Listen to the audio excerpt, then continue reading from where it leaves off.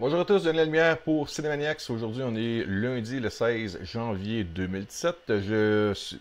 On est en soirée, mais j'ai vu ce matin en visionnement média le fondateur, The Founder, je l'ai vu en anglais, avec Michael Keaton qui fait un film basé sur une histoire vraie qui se serait passée dans les années 50. C'est l'histoire de Ray Kroc qui, j'ai pris des petites notes, ça c'est rare je fais ça, là, mais qui aurait pris un peu la possession des frères McDonald's et Dick McDonald qui est joué par Nick Offerman et Mac McDonald qui est joué par John Carroll qu'on voit dans plusieurs films et plusieurs séries télé. Ces acteurs-là sont très très bons. Qui eux partent une franchise, pas une franchise, excusez, ils partent un restaurant dans les années 50 où est-ce que la mode des services à l'auto servis avec des serveuses en patin roulette sur les cabarets sur le bord des vitres d'auto, commence à perdre beaucoup cette mode-là. Et les frères McDonald, eux, c'est des gens qui, comme on explique un peu dans le film, c'est des gens qui ont travaillé un peu à Hollywood avant, puis ils se sont dit, on va se lancer un peu dans la restauration, parce que les gens ont toujours besoin de manger. Parce qu'au début, ils avaient acheté un cinéma. Et oui, c'est des gens qui tripaient sur le cinéma. Et là, ce qu'on comprend, c'est que lorsqu'ils ont voulu partir leur business de cinéma, ça a été dans un temps où l'économie est tombée à terre. Paf! Donc, ils se sont mis dans le... Ils ont inventé un principe. C'est un des deux frères qui est vraiment le cerveau de l'idée globale du projet, qui est Dick McDonald, joué par Nick Offerman, qui conçoit le service de... Au lieu d'attendre 30 minutes pour te faire servir un plateau sur le bord de ta voiture, dans une assiette, avec un verre en vitre, ces choses-là, on va offrir un service rapide, ce qui n'existait pas vraiment avant, surtout à cette échelle-là. Alors... du côté du personnage joué par Michael Keaton, Ray Kroc, le monsieur a 52 ans, c'est un vendeur de machines à milkshake et là, lui essaie de vendre une nouvelle machine qui peut faire 5 milkshakes à la fois. Et partout où il va, c'est toutes des places qui sont en train de tomber en miettes. L'économie est à terre, il n'est pas capable, il essaie de se garder motivé. Mais, poup, il y a une affaire de génie qui arrive, il reçoit un appel, puis il reçoit une commande de plusieurs malaxeurs. Puis même au début, il pense que c'est une erreur parce qu'il a de la misère à en vendre un. Mais là, il y a d'un endroit seulement plusieurs malaxeurs. Puis même que lorsqu'il appelle, la personne dit c'est vrai, c'est une erreur, j'en ai besoin encore plus que ça. Fait que là, il se dit wow, wow, wow. Il y a de quoi de pas normal, il faut que j'aille voir ça par moi-même. Fait qu'il part d'où est-ce qu'il reste, il roule assez longtemps, c'est pas vraiment important la distance, mais une bonne distance. Et comme tout bon vendeur, va concevoir un peu une excuse de dire ben, j'étais dans le secteur pour voir d'autres clients, donc je vais passer venir vous voir. Parce que plusieurs vendeurs, dont moi, on fait lorsqu'on rencontre des clients. Il va voir les deux frères McDonald's et les deux frères McDonald's c'est pas des gens naïfs, c'est des gens qui savent ce qu'ils font, mais ils savent pas pourquoi que ça marche. C'est ça qui est un peu weird. Fait que il invite Ray Kroc à l'intérieur du magasin, il leur explique leur principe, puis même pour vous dire comment c'était tellement nouveau, lui il se met en ligne, puis il y a une femme qui est dans l'avant de lui, puis elle lui dit inquiète pas, ça sera pas long, puis il comprend pas le principe encore que tu peux te servir en 30 secondes au lieu d'être en 30 minutes. Puis même au point que là, ce qui se fait servir, il paye un hamburger, une frite et une boisson gazeuse de format moyen, 35 sous. Pas cher ça. 35 sous pour le trio. Et dès qu'il paye, le caissier lui remet sa monnaie, il servait de bord, prend le sac avec les boissons gazeuses, servait, puis lui donne. Puis lui, il dit non, ça peut pas être ma commande, je viens de commander. Puis le gars, il dit non, c'est ta commande. Mais les gens sont pas habitués encore. C'est ça c'est l'innocence de ce temps-là, puis la révolution des frères McDonald's avec leur établissement. Puis ça frappe le côté vendeur et opportuniste de Ray Kroc. Lui, il voit une opportunité d'affaires de franchiser ce restaurant-là. Sauf que les frères McDonald's expliquent dans le film, puis là, je ne veux pas tout raconter l'histoire, je ne veux pas spoiler, parce que c'est vraiment un merveilleux film, un script qui raconte très bien l'histoire, l'évolution de ce qui est arrivé avec McDonald's. Eux ont déjà essayé de franchiser, ils ont déjà quelques restaurants, 4 ou 5 autres restaurants, puis ça marche pas. Ils ont pas eux veulent s'occuper de leur business aux autres, puis ils sont pas capables de garder le contrôle de qualité que les autres franchises, fait qu'ils veulent pas grossir. Malgré le fait qu'ils sentent le filon d'or, il y a le frère, un des deux frères, le Mac McDonald, qui est joué par John Carroll, lui, diabétique, il faut qu'il fasse attention, sa santé n'est pas trop forte, le stress, ça l'énerve, ça joue avec sa santé. Fait qu'ils peuvent pas trop risquer. Puis en même temps, tu as l'autre qui est joué par Nick Offerman, le Dick McDonald, qui lui est plus le cerveau de l'affaire, mais lui, c'est de même, ça marche, puis c'est pas comme ma façon, ben ça marchera pas. Donc, Ray Kroc est toujours confronté à essayer de, peu importe les idées qu'il veut pour essayer de grossir la compagnie, il se fait tout le temps comme dire non, non, non, non.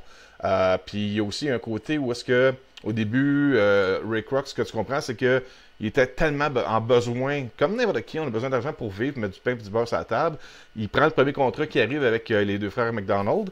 Et malheureusement, c'est pas suffisant pour que sa vision d'envergure de McDonald's lui fait que lui, il n'est pas capable de payer même son hypothèque à lui, sa maison à lui. Les revenus que ça lui donne, les dépenses que ça lui engendre, dépassent de loin ce qu'il peut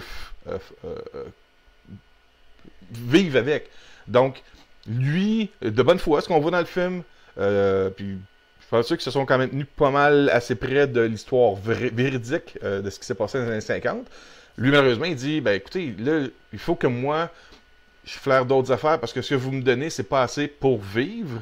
Vous voulez pas renégocier, vous êtes pas ouvert aux idées des autres, ben, je vais aller à ma façon. Fait que, moi, je vous dis, allez voir le film. C'est peut-être un des meilleurs films que j'ai vu depuis quelques années. J'ai vu beaucoup de films récemment, Monster Calls, j'ai vu La La Land, que j'ai adoré la musique. J'ai adoré Patriots Day, j'ai pleuré pendant 3 quarts d'heure de temps pendant ce film-là. Mais Le Fondateur, c'est un film qui, si vous avez le sens des affaires, si vous sentez des fois l'opportunisme, un peu capitalisme en vous, puis qu'au lieu de tout le temps vous laisser influencer par les autres, que vous dites, moi, je peux réussir dans la vie, c'est le genre de film qui va peut-être vous intéresser, qui va vous inspirer, qui va vous motiver à réussir en affaires. Un peu comme The Social Network qu'on a eu il y a quelques années par David Fincher. C'est un film qui, en même temps, te montre que si tu veux réussir en affaires, il y a une guerre à quelque part là-dedans. Il faut que tu sois fait fort, il faut que tu penses à toi en premier, et il faut que tu aies une vision aussi d'ensemble du projet, puis il faut que tu sois correct avec les gens avec qui tu travailles. Et tout ce que je vous dis là, c'est un peu ce qu'on donne dans le personnage de Ray Kroc. Si c'est vrai ou non, je ne sais pas. Une chose que je peux vous dire, c'est que pour les Oscars qui s'en viennent, j'ai vu à la fin du film, comme toute bonne biographie au cinéma des films, on voit soit des images ou des extraits vidéo ou sonores. À la fin de ce film-là, on voit le personnage, le vrai Ray Kroc, je crois, qui est décédé en 1984. Mais on raconte un peu ce qui est arrivé à la fin de sa vie. On voit des vidéos de lui, lorsqu'il parle. Et Michael Keaton a parfaitement interprété physiquement les mimiques, le look, la façon de parler, d'agir en tout cas, de ce qu'on voit dans les vidéos à la fin du vrai M. Ray Kroc. C'est moi, là, je suis certain que ce gars-là va être encore en nomination pour une 3e année consécutive, Michael Keaton, pour les Oscars. J'ai adoré je suis biaisé un peu parce que j'adore Michael Keaton dans pas mal tous ses films depuis que j'étais jeune, quand j'ai Batman, fait que j'ai comme resté un fidèle fan de ses films, mais dans ce film-là, il y a rejoint le côté personne d'affaires que j'espère, en tout cas j'imagine avoir en dedans de moi. En tout cas, ce film-là vous donne le goût de vouloir vous dépasser puis de réaliser des choses que vous pensez peut-être pas être capable de faire. En même temps, il y a le côté réaliste. On se fait pas de l'argent comme ça, on risque pas en affaires sans se faire d'ennemis, et c'est malheureusement ce qui arrive dans le film, c'est aussi ce qui est arrivé dans la réalité, parce qu'on fait un peu de recherche par après. Je donne vite des acteurs aussi qui sont dans le film. Il y a Laura Dern qui va être dans aussi Star Wars épisode 8, qu'on a vu aussi récemment dans un autre film. Laura Dern, on l'a vu dans quel autre film, Laura Dern? Elle va être avec Woody Harrelson. Woody Harrelson dans le film Wilson, c'est ça? Wilson, c'est ça. On était dans Jurassic Park aussi. Laura Dern qui joue le rôle de Ethel Kroc, qui est la femme de Ray Kroc, qui... moi, je comprends. Ce qui se passe dans le film avec elle, c'est lorsqu'il arrive une situation importante avec ce personnage-là, c'est extrêmement triste, et en même temps, tu te rends compte que c'était rendu là.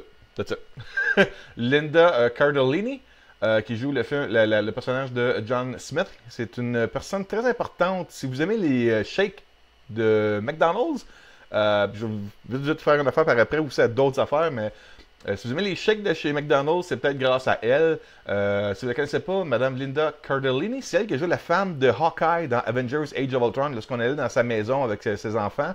Sa femme, c'est elle qui est là-dedans. Elle, dans le film, elle est la femme d'un autre propriétaire de restaurant steakhouse qui amène des idées à Ray Kroc. Elle a joué dans ER, et c'est elle aussi qui a fait Velma dans Scooby-Doo, qui a réussi à amener un look sexy un peu à Velma dans Scooby-Doo, qui est les lunettes et le chandail orange. Là.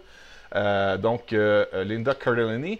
Il y a Patrick Wilson aussi, qui est justement son mari, on a vu dans plusieurs films. Patrick Wilson, on va le voir même encore dans un film. Dans Aquaman, on va le voir là-dedans. C'est lui qui joue aussi l'homme hibou dans Watchmen.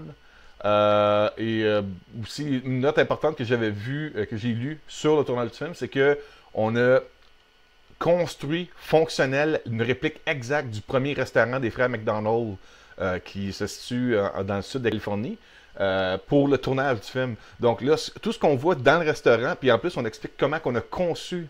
Dans le film, on explique un peu comment les frères McDonald ont pensé, ont imaginé, ont designé pour que ça soit fonctionnel et rapide, même dans ce temps-là. Puis ils ont refait le restaurant pour le tournage du film. Donc ce qu'on voit dans le film, la friteuse, tout ça, les grilles pour les viandes, ça fonctionne pour de vrai. C'est pas des effets spéciaux. On était avec un look véridique. Les costumes qui sont de look original.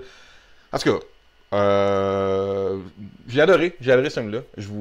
Moi, je donne une note parfaite de 10 sur 10, ce film-là. C'est un des meilleurs films que j'ai vu depuis longtemps. Puis, c'est dans mon genre de film. Il y en a qui pensent que j'ai regardé Kevin Spyro, horreur, science-fiction, mais aussi des bonnes histoires comme ça de personnes qui ont réussi dans la vie. Oui, il y a des anicroches là-dedans, mais en tout cas, j'ai adoré. Je vous conseille fortement Le Fondateur. Allez voir ça. C'est un film que moi, je vais revoir au cinéma. C'est un film que je vais acheter en Blu-ray. Et comme un film comme The Social Network et d'autres films du genre, je vais de temps à autre un peu les regarder. C'est un film qui, anyway, vu qu'il se passe dans les années 50, va jamais avoir de l'air daté. C'est un film d'époque. Je vais arrêter là-dessus. Allez le voir, je conseille fortement. Vous ne serez pas déçus. C'est une très bonne histoire. Les acteurs sont tous excellents. Il n'y a personne là-dedans qui a de l'air juste à cacher son chèque là-dedans. Tout le monde a l'air impliqué, tout le monde a l'air vouloir donner le meilleur d'eux-mêmes. La réalisation, la production, le visuel, le look des années 50. Si vous aimez un peu les drive-in, là, un peu comme on voit dans le Jack Rabbit Slim restaurant dans Pulp Fiction, c'est un peu ce look-là qu'on voit partout dans les restaurants, les vieilles voitures avec les hanches en arrière, les gros bolides, là. C'est super beau, puis il y a un look réel aussi là-dedans. Là. Tout n'est pas neuf, tout est utilisé, usé, vieillot, puis en tout cas, j'adorais ça. Alors, là-dessus, j'arrête parce que je ne vais pas vous compter tout le film, mais allez voir Le Fondateur, The Founder, avec Michael Keaton. Ça va être au cinéma très très bientôt, ou si vous voyez les vidéos beaucoup plus tard, j'espère que vous l'avez déjà vu. J'ai adoré, un de mes meilleurs films depuis longtemps. Merci beaucoup, de la lumière pour Cinemax. Merci et bonne journée. Au revoir.